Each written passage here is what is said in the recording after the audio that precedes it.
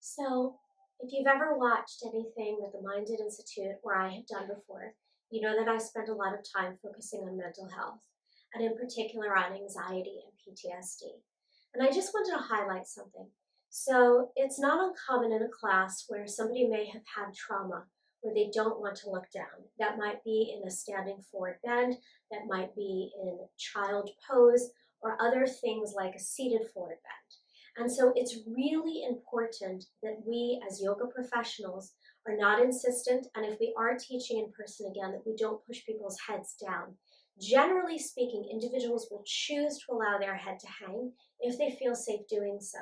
Whether they realize it or not, there are sensory receptors in the back of the neck. I'm sure they don't realize this, but where I'm going with the points, that actually when we have the head looking up, in a position where it would be easier to hang it down, like in a standing forward bend, the nervous system is being given the signal that we must remain alert.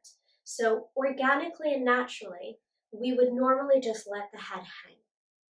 So not only do I want to explain that to all of you, and just remember to be very gentle and to take it as a sign that somebody likely needs more sensitivity if they keep looking up when you very gently cue that they can relax the head, but to also think of variations in things like child.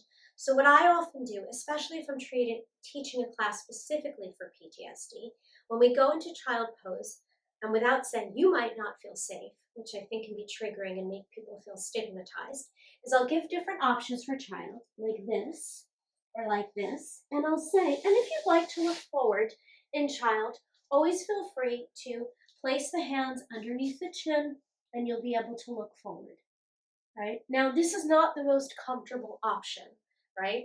And to be completely honest, it's not fantastic to regularly do for the neck or for the shoulder region. It's not bad if they do it occasionally, but if somebody chooses that option, you're likely to know that they need to see what's around them.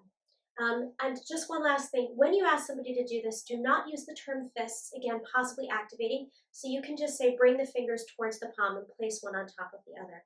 I hope that's helpful, and I'm going to try to give more and more tips around this because I recognize that as a result of the pandemic, we're seeing more PTSD than ever before, and it's so important that even people that don't have training at least have some basic tips in case somebody presents in their class that shows any of the things I've expressed. Namaste.